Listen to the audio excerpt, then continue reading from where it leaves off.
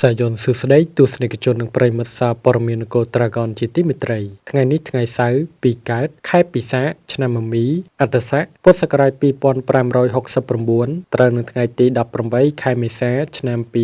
2026ខ្ញុំបាទពិសិដ្ឋសូមជូនមេត្តាព័ត៌មានដូចតទៅព័ត៌មានជាតិអគ្គិភ័យឆេះបន្ទប់ស្តុកសាំងក្រអូបនិងប្រេងម៉ាស៊ូតនៅខណ្ឌកំពូលរងការខូចខាតអស់ទាំងស្រុងដោះស្រាយគំនុំចាស់ដោយប្រើកាំបិតខ្វៅកាត់ត្រូវបានខត់ខ្លួនអនុវត្តតាមច្បាប់នៅស្រុកឯកភ្នំឃើញក្មេងស្រីដើរតាមផ្លូវម្នាក់ឯងយុវជន2នាក់ហើយឡើងជិះម៉ូតូថាជូនទៅផ្ទះដល់ព្រៃស្ងាត់ចាប់រំលោភបោកបានសម្រេចព័ត៌មានអន្តរជាតិប្រធានាធិបតីថ្មីរបស់មីយ៉ាន់ម៉ាលោកមីនអងលៀងបានអនុម័តលើកលែងទោសដល់អ្នកទោស4335 នាក់អន្តរជាតិស្វាគមន៍បទឈប់បាញ់អ៊ីស្រាអែលនិងលីបង់ស្នាដៃនារីខ្មែរសាឡនជាមួយនឹងអភិវឌ្ឍសេចក្តីស្រឡាញ់ទំនុកចិត្តព័ត៌មានជាតិអគ្គិភ័យឆេះបន្ទប់ស្តុកសាំងក្រអូបនិងប្រេងម៉ាស៊ូតនៅខណ្ឌកំពូលរងការខូចខាតអស់ទាំងស្រុងរោងចក្រមួយកន្លែងត្រូវបានអគ្គិភ័យឆាប់ឆេះបន្ទប់ស្តុកសាំងក្រអូប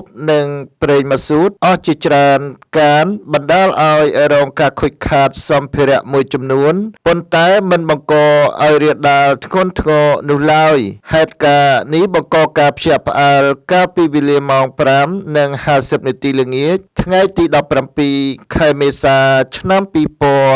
2026នៅចំណុចរោងចក្រមួយកន្លែងតាមបណ្ដោយផ្លូវបេតុងភូមិគុលសង្កាត់កន្ទោកខណ្ឌកំពូលរាជធានីភ្នំពេញតាមការបញ្ជាក់ពីប្រជាពលរដ្ឋរស់នៅក្បែររោងចក្រខាងលើបានឲ្យដឹងថាគេធំក្លិនឆ្ងៀមផ្សែងហើយផ្សែងខ្មៅយ៉ាងខ្មុលខ្មាញ់ហុយចូលផ្ទះពួកគាត់ភ្លាមពលរដ្ឋបាននាំគ្នារត់ចេញមកក្រៅក៏ប្រទះឃើញអណ្ដាតភ្លើងកំពុងឆាបឆេះចេញពីខាងក្នុងរោងចក្រក្បែរនោះយ៉ាងសន្ធោសន្ធៅខណៈនោះប្រជាពលរដ្ឋបាននាំគ្នាយកទៅយកបាញ់ទឹកបង្ការជា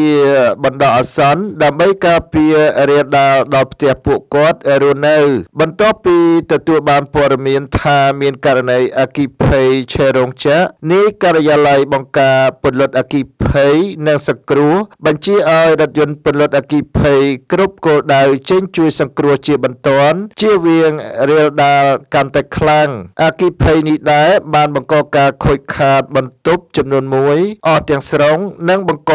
ឲ្យប្រេងសាំងក្រអូបនិងប្រេងម៉ាស៊ូតជាច្រើនកានរួមទាំងម៉ាស៊ីនត្រជាក់ចំនួន1គ្រឿងក្នុងនោះបានប្រើប្រាស់រថយន្តពន្លត់អគ្គិភ័យរបស់ស្នងការរាជធានីចំនួន5គ្រឿងរថយន្តជំនួយបុរីសង្ឃឹមថ្មីចំនួន2គ្រឿងរថយន្តសាលាខណ្ឌកំពូល1គ្រឿងរថយន្តកងពលតូចង70ចំនួន5គ្រឿងបាញ់ឲ្យរលត់ជាស្ថាពរចំពោះមូលហេតុសមត្ថកិច្ចជំនាញបានធ្វើការស្រាវជ្រាវរកឃើញថាបណ្ដាលមកពីឆ្លងចរន្តអគ្គិសនីបង្កជាអគ្គិភ័យរាយការពីខ្ញុំបាទសុផាទុកចិត្ត Coffee and Tea មានលក់អាហារសម្រន់និងភេសជ្ជៈជាច្រើនមុខក្នុងការផ្ដល់ជូននូវសេវាកម្មជូនអតិថិជនដ៏ល្អជាមួយរសជាតិកាហ្វេនិងអាហារដ៏ឈ្ងុយឆ្ងាញ់ធ្វើឲ្យស្រស់ស្រាយពេញមួយថ្ងៃហាងទុកចិត្ត Coffee and Tea យើងខ្ញុំចាប់បើកពីម៉ោង 7 ព្រឹកដល់ម៉ោង 7 យប់រៀងរាល់ថ្ងៃច័ន្ទដល់ថ្ងៃសៅរ៍សូមទំនាក់ទំនងលេខទូរស័ព្ទ093 597 168ព័ត៌មានជាតិដោះស្រាយគំនុំចាស់ដោយប្រើកាំបិតខ្វៅកាប់ត្រូវបានខត់ខ្លួនអនុវត្តតាមច្បាប់នៅស្រុកឯកភ្នំនៅថ្ងៃទី17ខែមេសាឆ្នាំ2026សមាជិកនគរបាលស្រុកឯកភ្នំបានបញ្ជូនជនសង្ស័យចំនួន2នាក់មកកាន់ការិយាល័យជំនាញនៅស្នងការដ្ឋាននគរបាលខេត្តបាត់ដំបងកិច្ចការនេះគឺនៅថ្ងៃទី16ខែមេសាឆ្នាំ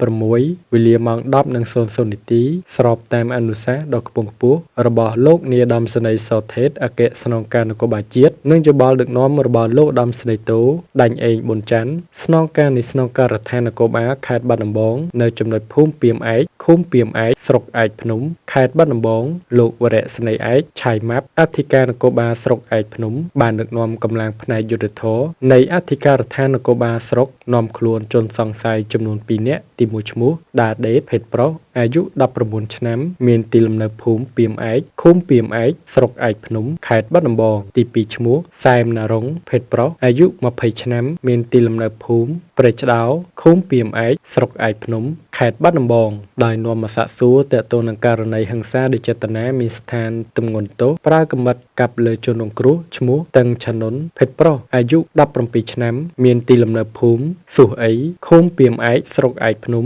ខេត្តបាត់ដំបងរងរបួសលើក្បាលខាងក្រោយផ្នែកខាងស្ដាំដេកចំនួន20ធ្នេកាលពីថ្ងៃទី15ខែមេសាឆ្នាំ2026តាមចម្លើយសារភាពជនសង្ស័យទាំងពីរនាក់បានសារភាពថាពិតជាបានធ្វើសកម្មភាពកាប់ជនរងគ្រោះពិតប្រាកដមែនមូលហេតុដោយសារដោះស្រាយគំនុំចាស់វត្ថុតាងដកហូតរួមមានកាំបិតខ្វៅដងដែកចំនួន1ជនសង្ស័យនឹងវត្ថុតាងនគរបាលខេត្តរៀបចំបញ្ជូនបន្តទៅកាន់អัยការអមសាលាដំបងខេត្តបាត់ដំបងអនុវត្តតាមនីតិវិធីរីកាដូចខ្ញុំបាទពិសិដ្ឋដំណឹងពិសេសដល់អតិថិជនដែលតែងតែគ្រប់គ្រងលើសេវាកម្មដឹកអ្នកដំណើររបស់ក្រុមហ៊ុនវរៈបុណ្យធម្មឥឡូវនេះលោកអ្នកនឹងទទួលបានការបញ្ចុះតម្លៃ 5% ភ្លាមតែម្ដងនៅពេលដែលលោកអ្នកធ្វើការទិញសំបុត្រតាមរយៈកម្មវិធី VET និងគេហទំព័រ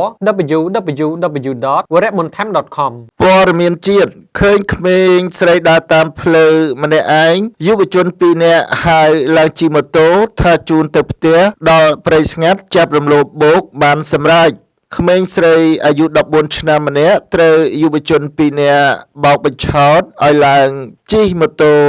ថាជូនទៅផ្ទះតែពេលដល់ព្រៃស្ងាត់ក៏ចាប់រំលោភបោករហូតបានសម្រេចទាំងពីរនាក់ករណីនេះបានកើតឡើងកាលពីវេលាម៉ោង 7:50 នាទីយប់ថ្ងៃទី15មេសាដែលជាថ្ងៃចូលឆ្នាំទី2នៅក្នុងព្រៃខាលិចភូមិព្រៃតាព្រំក្នុងឃុំព្រាលស្រុកកញ្ជ្រៀចខេត្តព្រៃវែងសមត្ថកិច្ចបានឲ្យដឹងថាក្មេងស្រីរងគ្រោះមានអាយុ14ឆ្នាំមានទីលំនៅភូមិឃុំស្រុកកញ្ជ្រៀចខេត្តព្រៃវែងចំណែកយុវជនជាជនសង្ស័យទី1ឈ្មោះរុនភិរិទ្ធអាយុ18ឆ្នាំទី2ឈ្មោះលុបស៊ីណែតអាយុ18ឆ្នាំអ្នកទាំងពីរមានទីលំនៅក្នុងឃុំព្រាលស្រុកកញ្ជ្រៀចខេត្តព្រៃវែងប្រភពព័ត៌មានពីសមត្ថកិច្ចបានឲ្យដឹងថាមុនពេលកើតហេតុយុវតីរងគ្រោះបានដើរទៅលេងកម្មវិធីចូលឆ្នាំដែលគេរៀបចំក្នុងភូមិហើយពេលយប់ងងឹតក៏ដើរមកផ្ទះវិញតែម្នាក់ឯងពេលដើរមកដល់ពាក់កណ្ដាលផ្លូវស្រាប់តែយុវជនជាជនសង្ស័យទាំងពីរបានជិះម៉ូតូមកដល់ហើយក៏ហៅយុវតីរងគ្រោះឲ្យឡើងជិះម៉ូតូដោយប្រាប់ថាចាំពួកគេជូនទៅផ្ទះដោយគិតថាជាអ្នកស្គាល់គ្នានៅភូមិជិតគ្នានាងក៏ជឿជាក់ឲ្យឡើងជិះម៉ូតូជាមួយស្រាប់តែមកដល់ខាលិចភូមិយុវជន2នាក់បានជិះម៉ូតូចូលព្រៃហើយធ្វើសកម្មភាពចាប់នាងរំលោភរហូតបានសម្រេចទាំងពីរនាក់រួចហើយទើបដឹកនាងមកទម្លាក់ក្បែរផ្ទះហើយក៏ជិះម៉ូតូទៅបាត់ប្រភពដដែលនេះបានបន្តថា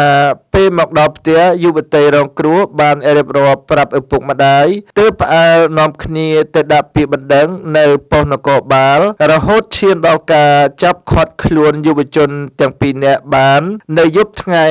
ខែឆ្នាំដដែលនោះតែម្ដងបច្ចុប្បន្នយុវជនទាំងពីរនាក់ត្រូវបានឃាត់ខ្លួននៅអធិការដ្ឋាននគរបាលស្រុកកញ្ជ្រៀចហើយសមត្ថកិច្ចកំពុងកសាងសំណុំរឿងចាត់ការបន្តទៅតាមនីតិវិធីរាយការណ៍ពីខ្ញុំបាទសុផា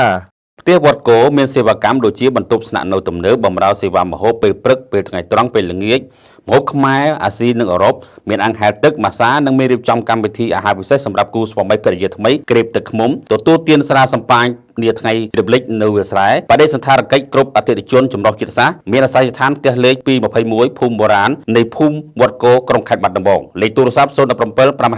377ព័ត៌មានអន្តរជាតិប្រធានាធិបតីថ្មីរបស់មីយ៉ាន់ម៉ាលោកមីនអងលៀងបានអនុម័តលើកលែងទោសដល់អ្នកទោស4335នាក់សារព័ត៌មាន Reuters បានផ្សាយថាប្រធានាធិបតីថ្មីរបស់មីយ៉ាន់ម៉ាលោកមីនអងលៀងបានអនុម័តលើការលើកលែងទោសដល់អ្នកទោស4335នាក់ដែលនេះជាការលើកលែងទោសជាលើកទី3ក្នុងរយៈពេល6ខែមុននេះទូរទស្សន៍រដ្ឋមីយ៉ាន់ម៉ា MRTV នៅក្នុងសេចក្តីប្រកាសមួយនៅថ្ងៃសុក្រទី17ខែមេសាឆ្នាំ2026មិនបានទម្លាយឲ្យដឹងពីឈ្មោះរបស់អ្នកទោសដែលទទួលបានការលើកលែងទោសនោះទេការលើកលែងឬបន្ធូរបន្ថយទោសតែងតែ ត្រូវបានធ្វើឡើងជារៀងរាល់ឆ្នាំអំឡុងថ្ងៃបុណ្យឯករាជ្យជាតិក្នុងខែមករានិងពិធីបុណ្យចូលឆ្នាំថ្មីរបស់មីយ៉ាន់ម៉ាក្នុងខែមេសាតាម MRTV ក្នុងចំណោមអ្នកទោស 4335 នាក់ដែលនឹងត្រូវបានដោះលែងឲ្យមានសេរីភាពនោះក្នុងនោះរួមមានជនបរទេស179នាក់ដែលនឹងត្រូវបានបណ្តេញចេញពីប្រទេសផងដែរបើតាមសមាគមជំនួយសម្រាប់អ្នកទោសនយោបាយក្នុងប្រទេសមីយ៉ាន់ម៉ាមានមនុស្សច្រើនជាង 30,000 នាក់ត្រូវបានឃុំខ្លួនលើបទចោទប្រកាន់នយោបាយចាប់តាំងពីយោធាមីយ៉ាន់ម៉ាដឹកនាំដោយលោកមានអង្លៀងធ្វើរដ្ឋប្រហារបណ្តេញរដ្ឋាភិបាលជាប់ឆ្នោតចេញពីអំណាចកាលពីឆ្នាំ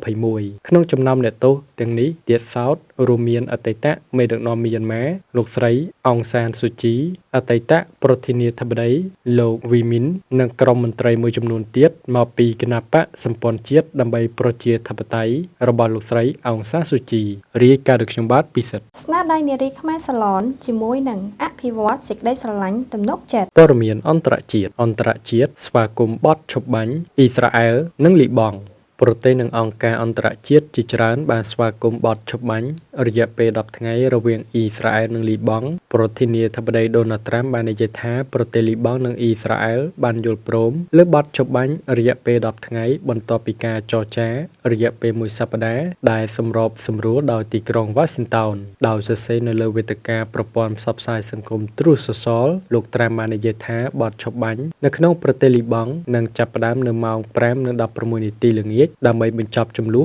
រវាងអ៊ីស្រាអែលនិងកងកម្លាំងហេបូឡាអគ្គលេខាធិការអង្គការសហប្រជាជាតិលោក Antonio Guterres បានស្វាគមន៍កិច្ចព្រមព្រៀងបទឈប់បាញ់ដោយសម្ដែងក្តីសង្ឃឹមថាបទឈប់បាញ់នេះនឹងក្លាយជាមូលដ្ឋានគ្រឹះសម្រាប់ស្ថិរភាពរយៈពេលវែងនៅមជ្ឈមបពាលោក Guterres បានសរសេរនៅលើប្រព័ន្ធផ្សព្វផ្សាយសង្គមថាខ្ញុំសង្ឃឹមថានេះនឹងបើកផ្លូវសម្រាប់ការចរចាឆ្ពោះទៅរកដំណោះស្រាយរយៈពេលវែងចំពោះជម្លោះនិងរួមចំណែកដល់កិច្ចខិតខំប្រឹងប្រែងជាបន្តបន្ទាប់ដើម្បីសម្រេចបាននូវសន្តិភាពយូរអង្វែងនិងទូលំទូលាយនៅក្នុងតំបន់ខ្ញុំសូមអំពាវនាវដល់គ្រប់ភាគីទាំងអស់ឲ្យគោរពបទឈប់បាញ់យ៉ាងពេញលេញនិងគោរពច្បាប់អន្តរជាតិគ្រប់ពេលវេលាក្រសួងការបរទេសកាតាបានស្វាគមន៍ការប្រកាសបទឈប់បាញ់នៅលីបង់ដោយចាត់ទុកថាវាជាជំហានដំបូងឆ្ពោះទៅរកការបន្ធូរបន្ថយភាពតានតឹងក្រសួងបានបញ្ជាក់ថាការប្រកាន់ខ្ជាប់នៅលក្ខខណ្ឌនៃបទឈប់បាញ់គឺចាំបាច់ដើម្បីធានាបានការបន្ធូរបន្ថយភាពតានតឹងនិងការពារការពង្រីកតំបន់តានតឹងសេចក្តីថ្លែងការណ៍នេះក៏បាននិយាយផងដែរថាកាតាបានកោតសរសើរចំពោះកិច្ចខិតខំប្រឹងប្រែងរបស់ប្រធានាធិបតីត្រាំក្នុងការសម្របសម្រួលនិងចូលរួមចំណែកដល់បទឈប់បាញ់ក្រសួងការបរទេសអ៊ីរ៉ង់ក៏បានស្វាគមន៍បទឈប់បាញ់រវាងអ៊ីស្រាអែលនិងលីបង់ផងដែរប្រព័ន្ធផ្សព្វផ្សាយអ៊ីរ៉ង់បានរាយការណ៍ថាអ្នកនាំពាក្យក្រសួងការបរទេសអ៊ីរ៉ង់លោកអ៊ីស្ម៉ែលបាហ្គេបាននិយាយថាកិច្ចព្រមព្រៀងនេះត្រូវបានភ្ជាប់ទៅនឹងកិច្ចព្រមព្រៀងបទឈប់បាញ់រយៈពេល2សប្តាហ៍រវាងទីក្រុងតេហឺរ៉ង់និងទីក្រុង Washington ដែលសម្របសម្រួលដោយប៉ាគីស្ថានលោកបាហ្គេបាននិយាយថាអ៊ីរ៉ង់ស្វាគមន៍ការប្រកាសបទឈប់បាញ់នៅលីបង់ហើយចាត់ទុកថាការបញ្ចប់សង្គ្រាមនៅលីបង់ជាផ្នែកមួយនៃកិច្ចព្រមព្រៀងបទឈប់បាញ់រវាងអ៊ីរ៉ង់និងសហរដ្ឋអាមេរិកដែលសម្របសម្រួលដោយប៉ាគីស្ថានប្រធានក្រុមប្រឹក្សាអឺរ៉ុបលោក Antonio Costa បានមានប្រសាសន៍ថាបទឈប់បាញ់រយៈពេល10ថ្ងៃរវាងអ៊ីស្រាអែលនិងលីបង់គឺជាដំណឹងដ៏អស្ចារ្យហើយឥឡូវនេះត្រូវតែអនុវត្តនិងផ្ទៀងផ្ទាត់នៅនឹងកន្លែងរាយការណ៍ដោយខ្ញុំបាទពិសិដ្ឋដើម្បីទទួលបានព័ត៌មានថ្មីៗចុងក្រោយទាន់ហេតុការណ៍និងច្បាស់លាស់នៅព័ត៌មានជាតិនិងអន្តរជាតិដោយផ្ទាល់ទៅកាន់ទូរស័ព្ទដៃរបស់លោកអ្នកដោយគ្រាន់តែវាយពាក្យនគរ Dragon News នៅលើ App Store សម្រាប់ទូរស័ព្ទ iPhone និងនៅលើ Play Store សម្រាប់ទូរស័ព្ទ Android បន្ទាប់មកធ្វើការ download ជាការស្រេច